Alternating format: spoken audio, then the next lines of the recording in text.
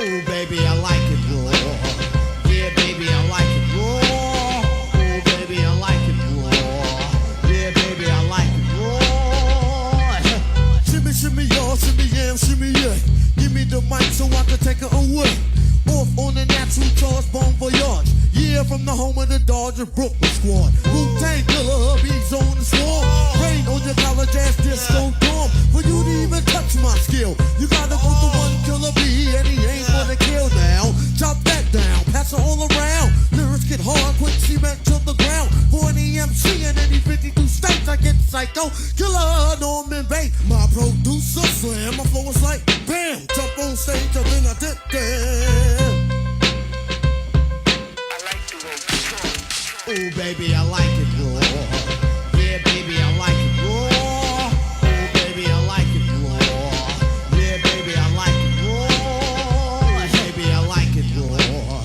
Yeah, baby, I like it raw. But at the end of the day, we all still good. You know what I mean? So It's just like, you just gotta thank God every chance you get. And I'm like, even if you're not religious, I don't know what to tell you. But like, whoever your higher power is, thank them, you know? Exactly. And if you don't have a higher power, then fight the power. Yep. And we'll be back in the next couple of minutes for hour number 2. Ladies and gentlemen, hour number 2 starts right now.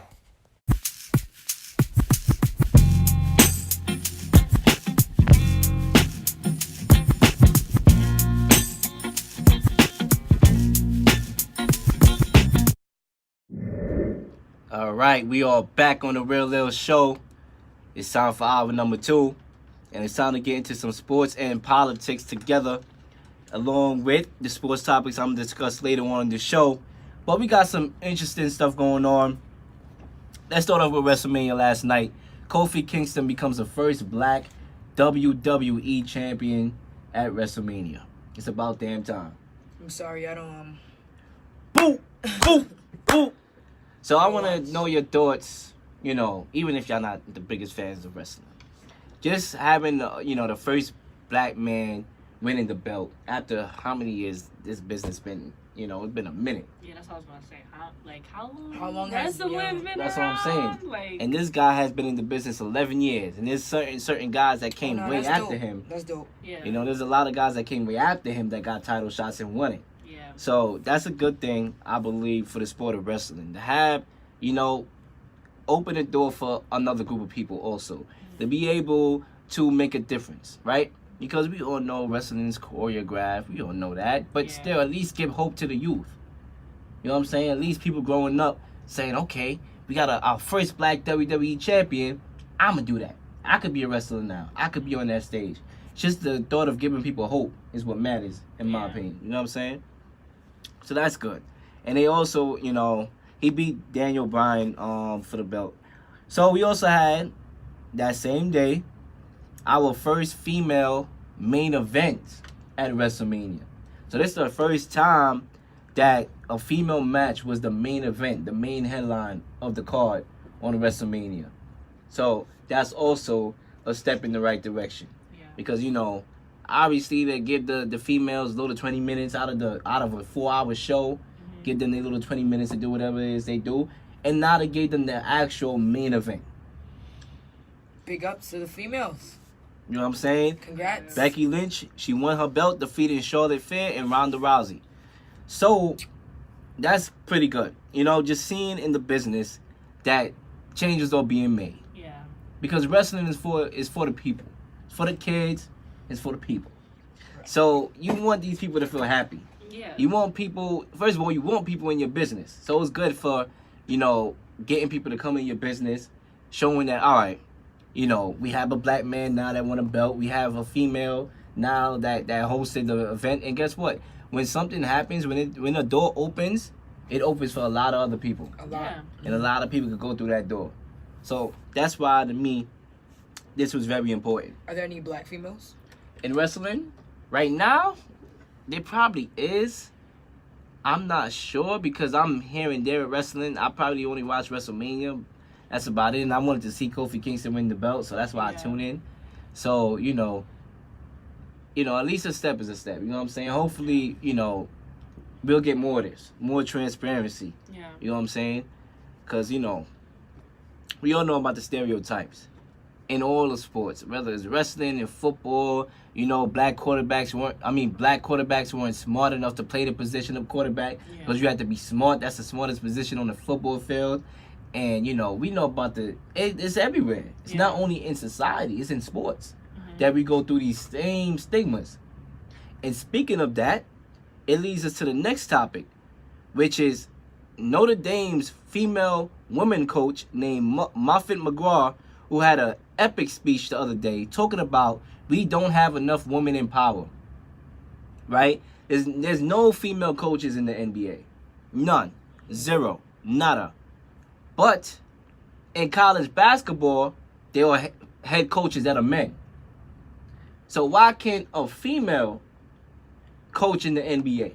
Okay, you said there are men coaches even for women basketball. For women's basketball. I don't think that should go. That's just my opinion. Like I feel like when it comes to basketball and it comes to coaches and things like that, like I feel like your players need to relate with you on many different levels, because it's just like I'm working with you.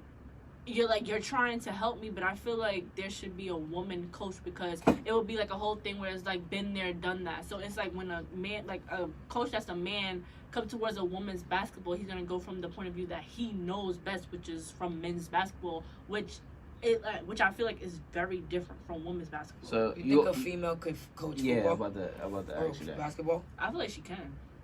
So how you think a man won't be able to? He could be able to, but I feel like it'll just be better, like if you have that connection. But I feel like there should be more women in basketball, even playing. I mean, not basketball, in football, even when it comes to playing. It needs to be like more just general. Well, we recently had a girl, and I talked about it in the huddle. The name is not ringing in my head right now. That she got a scholarship, a D1 scholarship to play college football. I'm so proud of her. You know, which is What's good. What's the position? Kicker, Defensive back or something like that. Oh wow! One of those, you know, defensive hard positions to play. So we see it here and there. Girls are starting to come up. Yes, it's not where we want it to be, but it's, you know, one door opens the other. Yeah. So we all know, we all want it to happen overnight, and it should, because it's naturally right. But obviously here in America, we got to take what we got right now and hope that, you know, it be more people. Yeah. I do believe that a female coach can coach in the NBA. I definitely do. Yeah. Because, first of all, what is it hard to do as a coach and not beating up players? If they talk back to you, you're not allowed to beat them up anyway.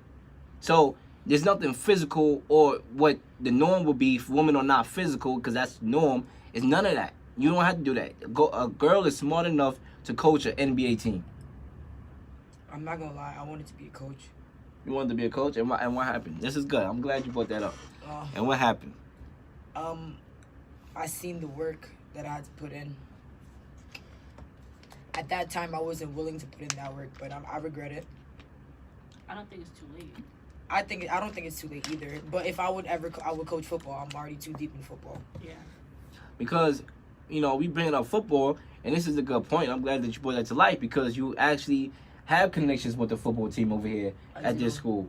And, you know, you could go ahead, I guess, you know, for the people that's listening, what you do and all that. We can go into that right now and apply it to what we're talking about. I remember asking one of my coaches, and I'm like, yo, like, let me be a coach. He said, don't be a coach. He told me don't be a coach. Because some coaches don't even get paid enough. Did you think that he was using it as a tool to kind of like steer you out of it because he knows the stereotype when it comes to women? That too, but he would have told me. He would have told me that, but he knew that I wanted to make money. He was like, nah.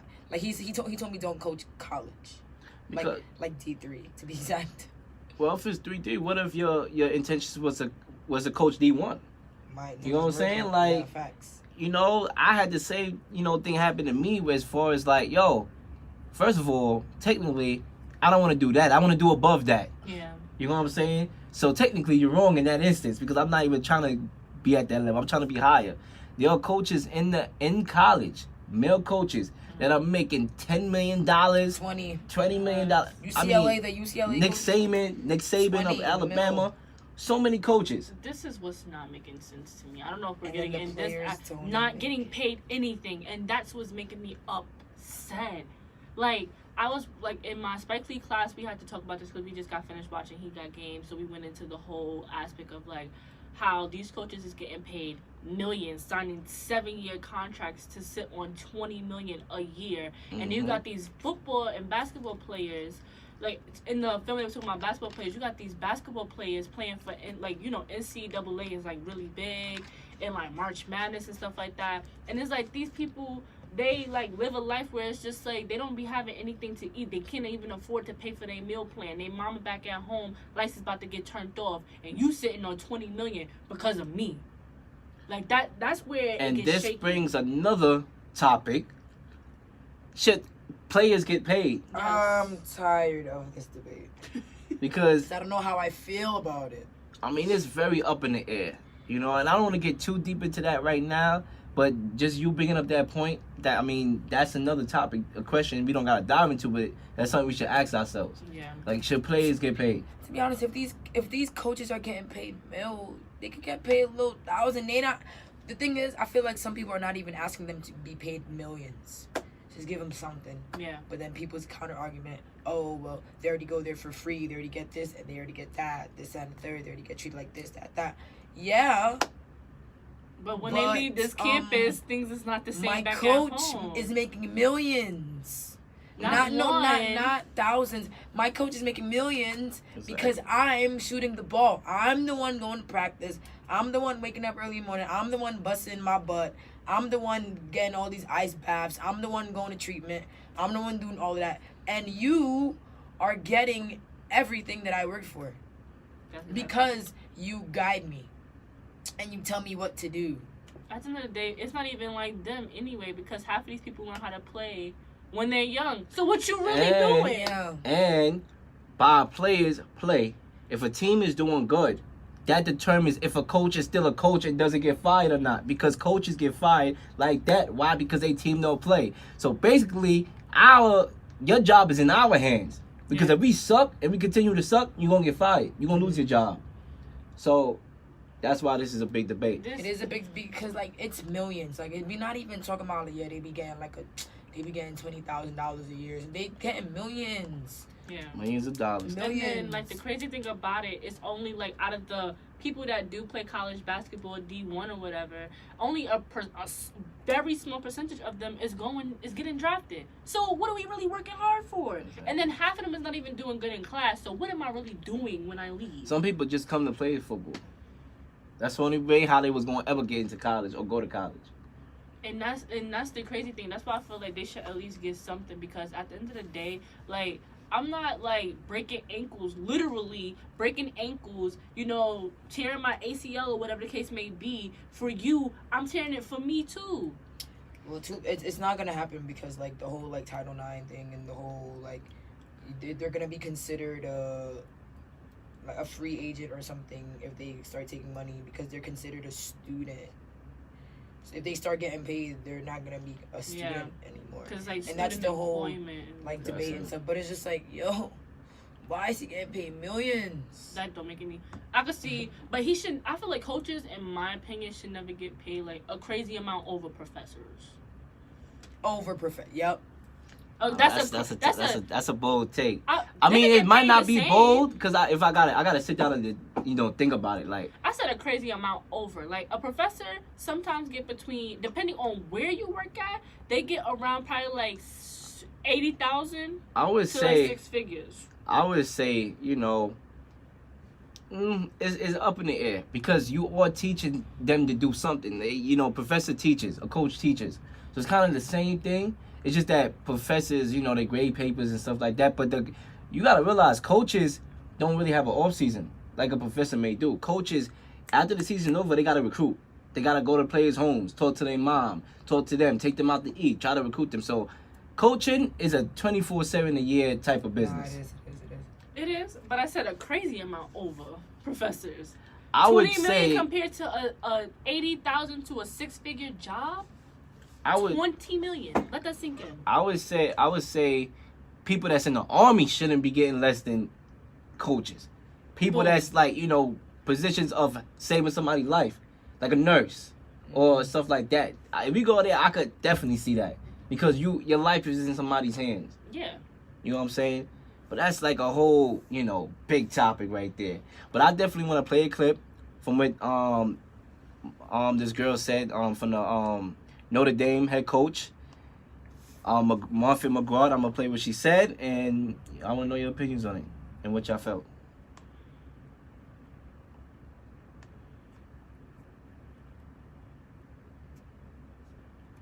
Well, right now, we in the Wi-Fi is acting up, but we got y'all in the next 10 seconds. But yeah, it's up for debate, I want to know what y'all think. Call up the request line, 607-753-4819. Once again, 607-753-4819. Let me know what you think. Should college football players be paid too? All right, here we go. Once again, 607-753-4819. Turn on the aux, and we are ready to go.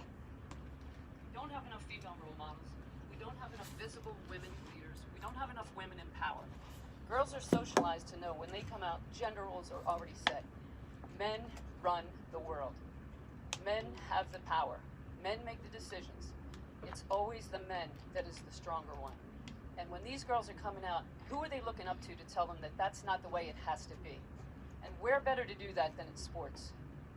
All these millions of girls that play sports across the country, they could come out every day, and we're teaching them great things about life skills. But wouldn't it be great if we could teach them to watch how women lead? This is a path for you to take to get to the point where in this country, we have 50% of women in power. We have right now, less than 5% of women are CEOs of Fortune 500 companies. So yes, when you look at men's basketball and 99% of the jobs go to men, why shouldn't 100 or 99% of the jobs in women's basketball go to women? Maybe it's because we only have 10% women athletic directors in Division I. People hire people who look like them, and that's the problem. Okay. Technically speaking, If you want to get technical, talk your you know what. Go ahead, cause what she said is a bunch of facts. It is. all in that 1 minute. All in that 1 minute. I'm speechless. People hire People that look like them. I think that stood out to me the most. Who's them? Haha. All right, people Who's hire them? people White men? that look like them. Oh, That's just how it is. And that just scared me because I want to go into sports. But what I'm gonna say is, don't let that stop you. It's not. I can't. I made it this far. Yeah. Trust me. One of my coaches be told good. me, they were like, you could be a key because you can bring the diversity to the table. When a player sees a one that looks like them, especially a woman, they're like, whoa, how did she get here? Especially like in the recruiting, on the recruiting aspect. Mm-hmm. Like even here they want me, like they always want me to come to recruit. And I'm not even gonna lie, I like being the guinea pig. I like being the whole bait of like diversity.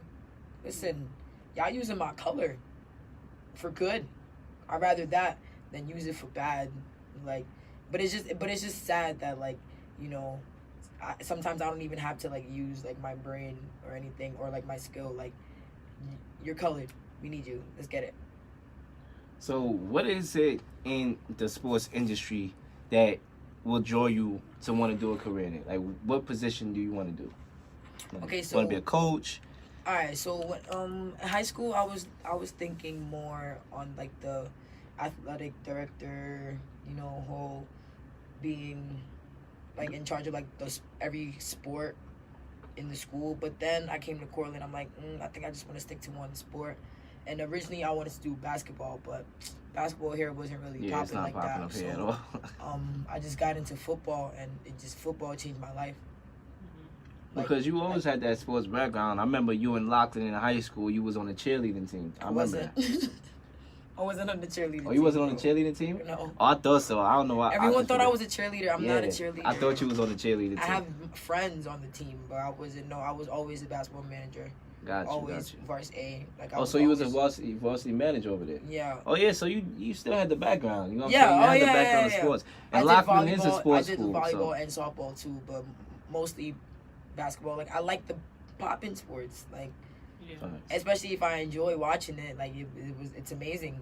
Back in high school, basketball was. Yeah, everyone Yeah. thought I played basketball just because they say basketball. Nope, I was a manager. Nope, I did not play. Like, it was cool though. It's nice being a part of it, even if you don't play it. Like, it's nice being a part of something that, you know, that people need. So like games, who's doing the waters, who's making sure the clock is ready to go, who's making sure the benches are clean.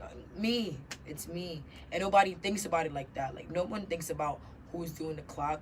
Nobody thinks about who stops it. Nobody thinks about how these players get water. Nobody thinks about uniforms, how you get their sneakers and socks. Nobody thinks about stuff like that. But there's people out there, people like me, that enjoy doing the little stuff, the little details. So I got into that, and then I came to Cortland. Like, I want to do what I did in high school, in college, but basketball wasn't really it for me. But I got into football, and I still wanted to, like, you know, do uniforms and like do all that. But then I got into like the whole planning mindset, the whole planning aspect of everything. So like budgets and like how we get food when we go away, and like it's just like little stuff that coaches don't want to be worrying about because they coaching 100 and Something like players, 20 and players. they got men, a lot of stuff. Exactly. So big they need men people. at They that. need people like you. You know what I'm Exactly. saying? And then from when I started managing, it was like 4 of us. I'm a senior. It's like 12, 14 of us. Like I'm just like, yo, like, and like I feel like sometimes you get slept on because it's just like you guys don't even play. Yeah, we don't play, but without us, they won't have uniforms. They're not washing their uniforms. We're washing their uniforms. Exactly. Like, and it's just like, I mean, I like my job because nobody really like, they don't really notice. But like when I tell them, it's just like, oh. So I want to get into the operation side. If not, I don't mind doing facility management. So being in charge of the building, like making sure the lights are good, making sure, you know, seating and all of that. Like it's so much stuff that you can do within the sport industry, and people don't even realize. Like down to tickets, like people who print out the tickets, people who make the flyers for the tickets, people who just do everything. Like it's just so much you could do, and that's why I respect Cortland too, because I've done like game day stuff. Like I Get so that like experience. get all that experience. So like when I go out there, I'm like, yeah, I kind of did that already in college. Like I had to do it for a class. I had to get credit for it. If I didn't do an event, I was gonna get an F. Like we had to run events. Like we got to do all of that, and it's just like, it's dope. I mean, you got a lot of experience, so Yeah, it was technically, cool. I think you should be fine. Yeah, everyone says I should be fine. You should be fine. You It's got a lot of just me experience being even from high scared, school. Me being human, scared. Nah, you just don't let that scare you. You know what I'm I saying? know. Because I know even in this radio industry, especially in sports, if I do decide to go the sports radio route instead of like, you know, which I'm leaning more I think towards. you'll be fine. You know what I'm saying? Like there's not a lot of black dudes out here It's not in that you industry. should. So Honestly. it could kind of propel me to be like, nah, but I don't think that my mentality is, listen, I'm gonna get this. Yeah. Cause that's why I'm going. That's how I've been working. You know what I'm saying? I'm gonna get it. You know what I'm saying? Like even Stephen A, the reporter, for ESPN, he's about to be the highest paid person on ESPN, and he's black. The highest paid person on ESPN, Stephen A. Smith. So That's the one that's always yelling. Yelling. yeah. So I you love know, him. if he can yell for 2 hours and get that amount of check, well, guess what? We out. You know what I'm saying? I'm yelling too, but that's just how it is. That's what I said about doors being open. Sometimes it takes one person to pave the way, to open the door for others. Yeah. That's why the wrestling was so important. That's why I touched on it a little bit. The Kofi Kingston and the Becky Lynch, just doors being opening. And with this statement, it opens doors now. It gets people talking about it. People are now talking about it on radio shows. Hell, we talking about it right now on the Real Leel show. So that's what it is. And your opportunities are going to come. Yeah. Because people are being woke now. People are starting to speak out now. So they like, yo, we gotta shut these people up. So hey, all right, fine, let's let a girl come in. And then they realize that girls actually know as much as boys do, if not more, and then they allow more girls to come, because whatever's working for them is what they're going to do. At first, in Hollywood, in the movie industry, it was only a few black people that got through the cracks that was directors. Now, they see what Spike Lee could done. Now we got Tyler Perry. Now we got Jordan Peele. And they like, oh, these people are actually smart. They making us money. Got the little 14-year-old girl that got a movie. Exactly. Yes. Exactly. I know she's inspiring all them little girls. I'm so proud. You know what I'm saying? Like, all this she got is... her own production company. Exactly. At 14. At 14. The first youngest executive producer. You see what I'm saying? So, that's why it's important for not only you... You know what I'm saying? It's not only important for you to fulfill you, but to help others. By you striving, like, yo, I'm going to be a head coach. You are motivating others if you do get there to be like, yo, she did it, I can do it. You know how many people you inspiring? So, like, that's why I don't allow nobody to tell me anything. There's people freshman year told me that I can't even do what I'm doing right now at this level. Yeah. And I just was like, okay, I'm going to go work at it. I'm going to do what I got to do. And look at it. I'm about to be a coach. You know what I'm saying? Because that's what it's supposed to be. You I know like what I'm saying? inspiring people. Like, Exactly. even just doing stuff. Being president for 2 years, like, I didn't even know I could do it. I used to be, my freshman year, I used to be the one coming late. You know, I used to, just play around and not really be serious about it. I didn't think I was about to be president of a club. Yeah. You know, like, I mean, I do have some leadership skills, but all my friends were like, Jen, like, you be new, you were going to be president. I'm like, how? Like, I used to come late. Sometimes I wouldn't even be, like, knowing the steps. I mean, come to find out, our shows, I used to just body them, but, like, at practice, I used to just, slack a little. But I didn't think I was going to run a club.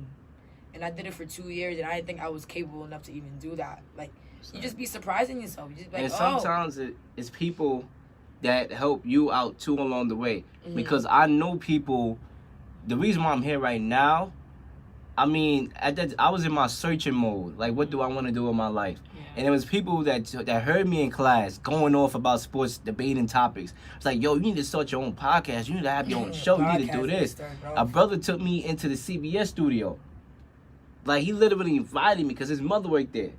First he said, let's go to the studio so I can show you how it is. I didn't know nothing about the studio. I think it was a regular studio that's down a block. That's dope. We get to CBS. Charles Barkley, Spike Lee, and all them cats is there. I met them. Like, that inspired me. I came back the next day, put in my transfer papers, and now we in Cortland, now we on the radio. And I told everybody this was going to happen 2 years ago when I had nothing. I said, look, I'm going to be here. And it didn't even take a whole year. It took half a year. And I made it happen like that. Faster than what I thought I was going to make it happen. Nah, that's crazy.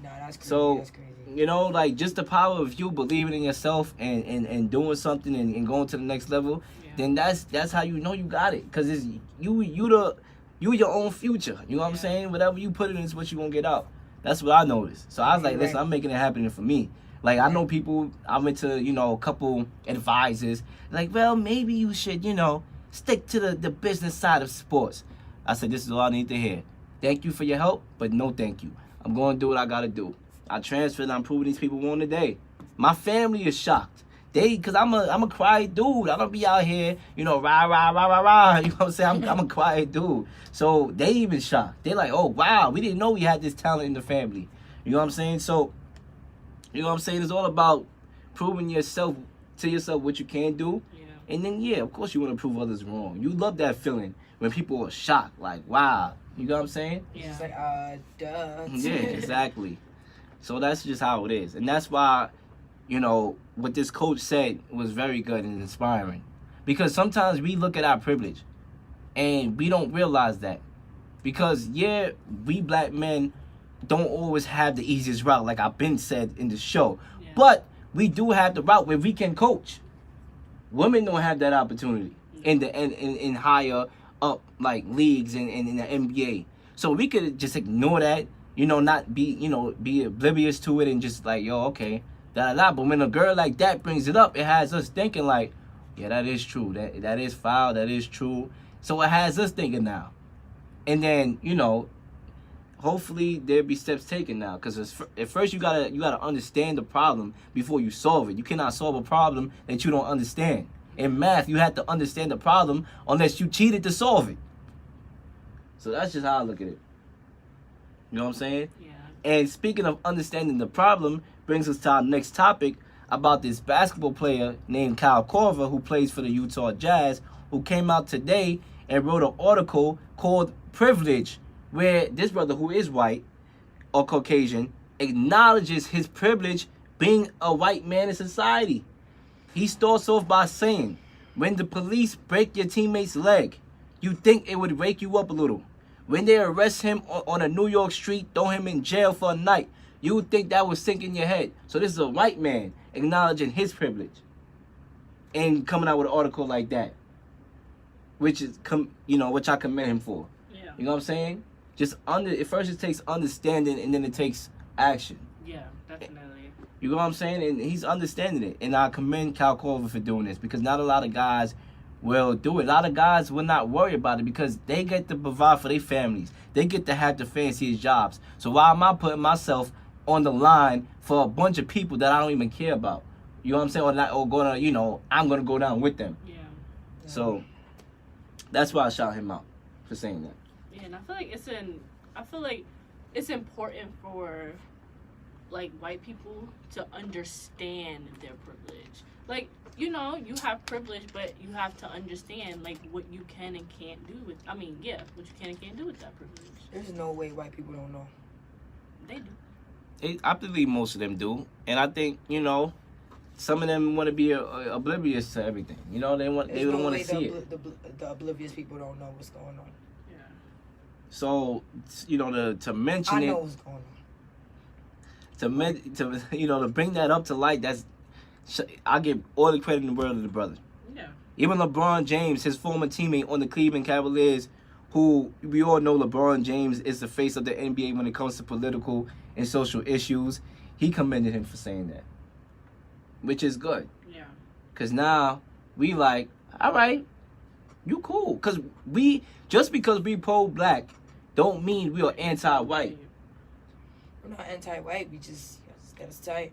You know what I'm saying? We know that nobody looks out for us. Yeah. So we gotta look out for us before we look out for anybody else. And then we barely look out, but we still gotta do it. You know what I'm saying? If people are just downgrading my brother, saying that he's a monkey, saying that he's a threat because of the way he look, saying that he's stupid, he's not smart enough, I gotta uplift my brother before I go try to be friends with other people. You know what I'm saying? So that's what, to me, being pro-black is.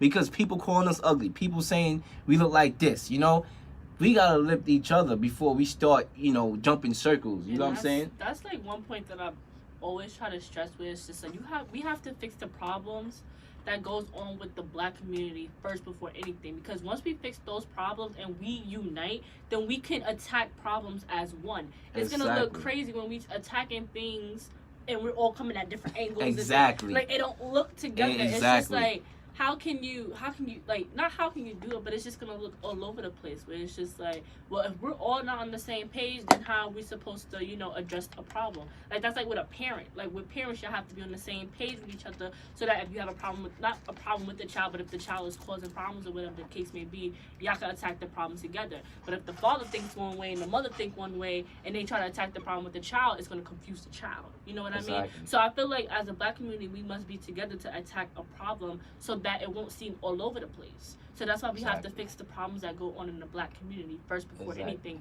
And that means sticking together and loving each other. Exactly. I was going to say, how do we fix it? I feel like love, honestly, I think love fixes everything. I mean, it's not going to be easy. There's a lot of fixing to do. It's a lot. So that's what I'm thinking. I'm like, from like, what were we in 2019? But it can be done. When did slavery It can be done. Or when did it start? From whenever slavery started to when it stopped to now. Yeah. You gotta fix all of that. Fix all of that. Like some people said, like one of my professors said that it's gonna, like, since slavery happened 400 years ago, it's gonna take 400 years to fix But it. I thought this year was the year of the 400. This is the 400, yeah. Oh, this is the 400? Yeah, this is the 400, yeah. Well, from this year on, it needs to Well, start getting technically, fixed. if you want to get real biblical, God's supposed to be coming back this year. All right? So, if we want to get real biblical. To be honest, I would not be surprised if it came back this year because me this either. world is going nuts. Yeah. Nuts. But this brings us you know, to how sports is important. Because sports is that voice. Yeah. You know, and to have a guy like Kyle Korver coming out, now other white Caucasian people can be like, wow, yeah, that is true. I do have a privilege. Yeah. You know? And I understand it. And I could help somebody along the way. Because you help one person could help a lot of people by you helping that one person. Yeah. You know what I'm saying? So that's why I wanted to shed light on these issues, because it is a fact. Like, it is all these things all tying together between live, sports, and all everything. Yeah. You know what I'm saying? But 607-753-4819 is the request line. Once again, 607-753-4819 is the request line. You are tuning into the Real Leel Show. And when I come back from this very short commercial break, I'm going to finish things off, going, you know, talking a little bit more sports. The Nets making the playoffs. The national championship is just underway. I got to get into Paul Pierce's comments on Dwade. Ladies and gentlemen, don't go nowhere. Tune into the Real Leel Show. Commercial we go. We out.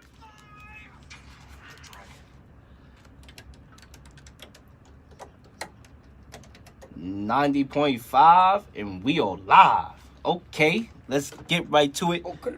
The Real Leel Show. It's time to run through some sports real quick as we are approaching the end of the show. The national championship game just got underway. The NCAA.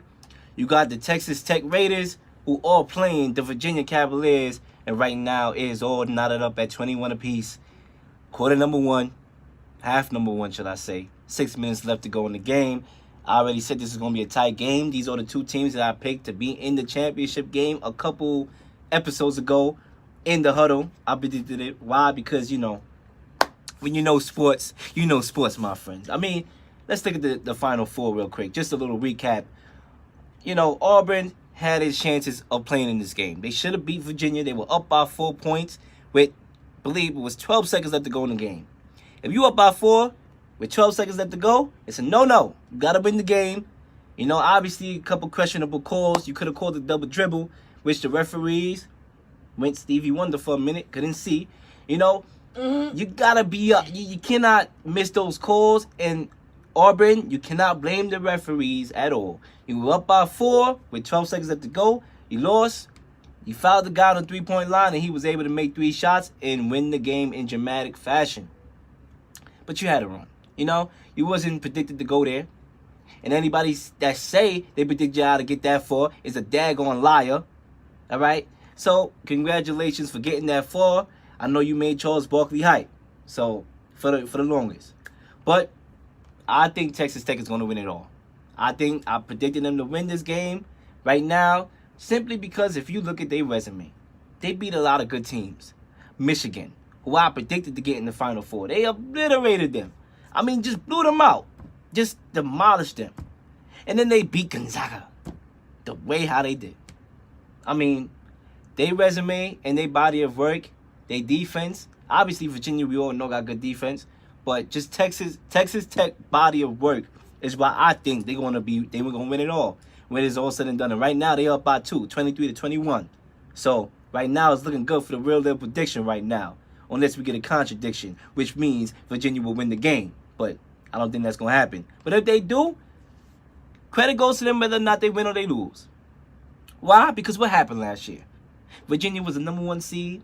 Then they get bumped by, I believe it was North Dakota State, who was ranked number 16 in the first round, to start off this year in the tournament being down in similar fashion, but they was able to pull it out and get this far. Credit goes to Virginia. Because it takes perseverance to know how you could go from down to going up. Because we all go through it in life. And they went through it on the court.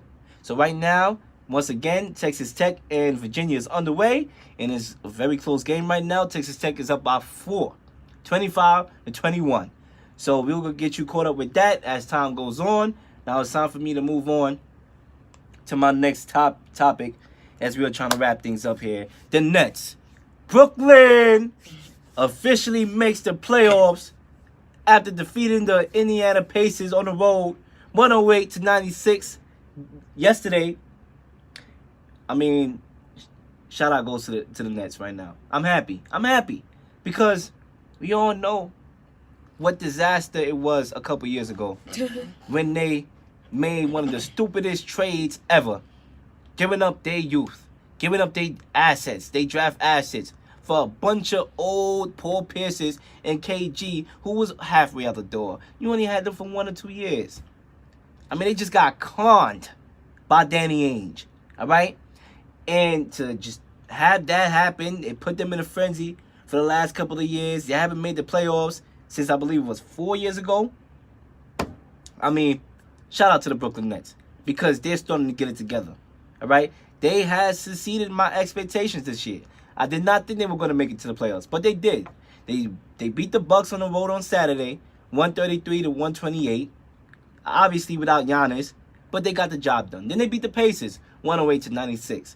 So now you got 2 games that they won on the road, which helps their confidence going into the playoffs. Because in the playoffs, you have to win on the road, especially when you're playing on the road, when you on the road. So to get those 2 games in a row goes well for confidence. Because sometimes, ladies and gentlemen, yes, it's about the talent, but it's all about the confidence. And if they did what they did, winning 2 games on the road against 2 good teams, I'm pretty sure they could use that as a tool to be like, listen, we can go in your house and we can eat your food and we can win on your court. So right now, I would say this. D'Angelo Russell has a strong case, in my opinion, to be the most improved player of the year. A lot of people say Pascal Siakam, and I won't block him. I think that's a good pick. But when you look at what D'Lo has done for the Nets this year, you know, obviously we know about his drama situations on LA when it came to Swaggy P and Iggy Azalea taking out the phone when Swaggy P was talking about how he was cheating and all that. We all know the story. To get bounced from LA, they're having a rebound. The brother is doing a good job. He got ice in his veins, ladies and gentlemen. He has ice in his veins. ICE, ice, okay? D-load, deloading, ladies and gentlemen. The brother is loading, and the game is about to start because this guy got a lot in the tank, and I like his upside. He's an all-star. He was in an all-star game this year. The brother has exceeded my expectations. So if I had to give a most improved player in the world, I won't not knock anybody that say Pascal Siakam, but I actually would go with D-Lo. All right? So if I'm a free agent now, and I talked about this a couple episodes right now. I mean, I talked about it on the Real Leel Show 2 episodes ago. Talked about it on the podcast version on S Street Media, NYC. I talked about it in the huddle last week. If I'm a free agent in 2019, the Nets is a place that I want to be, that I want to go to. Depending if the Knicks get that number 1 or number 2 pick, which either could be Zion Williamson or John Morant. If the Knicks don't get the 1 or the 2 pick and they for the number 3 and less, then guess what? I'm going to the Nets, and that rhymes, ladies and gentlemen. That's exactly what I would do. So the Nets got it all. They're going to the playoffs this year. Congratulations. They play together. Yeah, they don't got the fancy names, the LeBrons, the Embiids and Deeds, the Kawhi. You know, they don't got those Giannis. They don't got those big names, but they play together. They got heart. They know how to play together. The chemistry is flowing. And I'm not even talking about the subject. We're on a different subject. We're talking about the chemistry on the court. And they got it. So that's why they're in the playoffs. And if I'm a free agent, I like that. And I believe Kyrie Irving is seeing that, and he likes that. He likes that. He likes to see teams play together. You know, teammates loving to play together. On top of that, you don't got to deal with the media conglomerate that you would have to deal with when you play in MSG. You buy yourself a hot dog. Why are you buying yourself a hot dog for? The media, the paparazzi, whatever the hell you want to call them, the fans. They're going to be all up on you. So why not go to the Nets? Right? Because right now they're in a better position than the New York Knicks. Unless the Knicks get the 1st or the 2nd pick. Because if they get Zion, they say one thing. All things ends in Zion. So, ladies and gentlemen, the Nets is doing good. And I'm proud of them. Who's on the Nets right now? D'Lo, there's a lot of players. A lot of not known, name-known players. You know, you got players named Spencer Dinwiddie and Jared Dudley. But they play together. And they sound young. They're young. Yeah, definitely. Yeah, they're one of the youngest rosters in the NBA. That's why I'm exactly, proud of them. Yeah. So they're doing their thing. They play Miami on Wednesday. It's gonna be Dwayne Wade's last game in the NBA. So that's going to be a game to watch. Why? Because the Nets want to win the game. Because, yes, they are in the playoffs, but this game matters for the seeding-wise. Because if they lose, they could drop to the number 7 or 8 seed, which they will have to play the two best teams in the East, which is the Bucks and the Raptors. So if they win this game, then you get Philly, which is a good team, but I like my chances in Philly. So they want to win this game.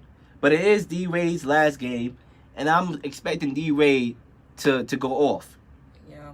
20 points, 30 points probably. 40. Maybe 40. Maybe he have himself a Kobe night. I was gonna say Kobe have a. He had 62 points in his final game. I don't know where the hell that came from. Did they even win? Or 60 points. Yeah, they won that game. Yep. So, ladies and gentlemen, I mean, the NBA playoffs is around the corner, ladies and gentlemen. And to be exact, it's this Saturday. And I'm going to have a special in the huddle, NBA special, where I'm going to dive into all the matchups, all the seedings, you know, everything that's going on, the matchups on Saturday and Sunday. I'm going to dive into all that on Thursday in the huddle. But before I end this show, there's a couple more things I want to discuss, which is Paul Pierce's comments on Dwade Wade. So if you was watching the NBA Countdown on Friday, when the Pacers and the Celtics played each other, Paul Pierce said, and I quote, "I had a better career than Dwade Wade." Ladies and gentlemen, Paul Pierce did not have a better career than Dwade Wade. All right? Dwade Wade was a top 10 player for the majority of his career. There was probably a couple seasons where you can even say he was probably top 5 in the league. Paul Pierce, on the other hand, was top 15, not top 10, top 15 for the majority of his years, and probably had 1 year where he was top 10. We look at the MVP finishes. All right? Dwade Wade has 7 top 10 MVP finishes, right? In the top 10 as far as the voting wise of the MVP. Dwade Wade has 7. Paul Pierce has 1. First team and second team all NBA. Paul Pierce has 1. Dwade Wade has 5. So Paul Pierce, what are you saying? What are you saying? All right? Paul is saying if I had LeBron James and Bosh, you know, I would have won more championships. You had Kevin Garnett and Ray Allen and Rondo. You had yourself a big 3 in the Celtics. And you had head coaching stability with Doc Rivers. So what are you talking about? Yes, we know you was clutch. Dwade Wade is clutch too. Yeah, you were probably a better shooter than Dwade Wade. But that was about it. I don't know why Paul Pierce is trying to sell himself.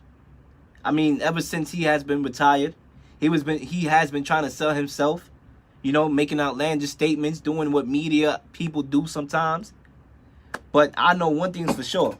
When Draymond Green yelled at him and said, "You ain't getting no farewell tour because you ain't Kobe," you should have seen the look on Paul Pierce's face. That brother was silenced. Okay? That brother didn't even say a word. That brother's heart was broken in two. Like somebody that just got left by their girlfriend. Broken in two. But to wrap things up, we got a couple fights this weekend. Lomachenko was set to fight on Friday on ESPN, Top Rank in New York against Anthony Krover. Krover is from the UK. I've heard of him before. It's gonna be a butt whooping. I'm gonna just tell you that right now. It's about to be a butt whooping. Lomachenko, in my opinion, is one of the best, if not the best, pound for pound fighters in the world, and a lot of people know that. All right, technically, he's just a technical boxer. The way how his art is in boxing, he's just technically wise. He's just great, right? He's a heavy favorite to win this match. And like I said, it's gonna be a butt whooping, kind of like the butt whooping that I got in the 6th grade when I lied to my parents and got suspended. Okay, that was a whooping that I'll never forget. And Anthony Krover, you about to get the whooping you ain't never gonna forget. Yeah, first of all, this is his first time coming to the States to fight. That's a disadvantage in itself. And what Lomachenko basically got to do for y'all boxing fans who tune into my show, what he has to do is make sure he just doesn't get caught like how he did against Linares. When he got caught with a right jab, I believe it was his 6th round, when he got caught in surprise. Yeah, he jumped up, dusted off, dust your shoulder, you know, hey. But, you know, he don't want that to happen, right? You don't want that, obviously. So that's one thing he need to make sure he don't get caught lagging. But I do believe he's going to bring them tornado rounds. We saw it against This guy. His last fight, I forgot this dude's name. It's not coming to me right now. But his last fight, it was a couple rounds in that fight where he had those what I call tornado rounds, where the brother let his hands go, and his hands was like a tornado coming at the brother. So when he has those rounds, he's the best pound for pound fighter in the world. When he has those tornado rounds where he let his hands go, when he gives you a boxing lesson to remember, embarrassing you in front of your family. Listen, ladies and gentlemen, Lomachenko's going to get this brother with some nice body shots. That's what I'm predicting. All you got to do is go to the body, and that's it. That's it. Anyways, I want to see Lomachenko versus Mikey Garcia. I think that's a better fight. I think Mikey Garcia should have fought Lomachenko instead of just jumping all the way up to fight Errol Spence Jr. and get a butt whooping like how he got. You know, I credit his heart. Because sometimes you got to have the heart. You know? But at the same time, you have to be realistic. And I would have loved to see Lomachenko and Mikey Garcia. And hopefully we'll still get that. So like I said, this Saturday, a lot of stuff is going on in sports. You have the fight. You have UFC, for y'all UFC fans. You have the NBA playoffs, which is going to be in bloom. Remember to tune into the In the Huddle this Thursday at 8 o'clock. And I will definitely get y'all in tune to all the matches and my predictions. Ladies and gentlemen, I just want to tell y'all, if y'all driving in the car, get home safe. If y'all just came from the bar, get home safe. Stay out of trouble and just live your life. Live your life. Enjoy the sports. Enjoy society. Enjoy your family. You know what I'm saying? And with that, I'm out. One love. Be out. See y'all next week, and we're going to have a lot more to discuss. Definitely. But I would say the request line is 607-753-4819, but I'm about to be out of here. So you know what? I'm out of here. One love.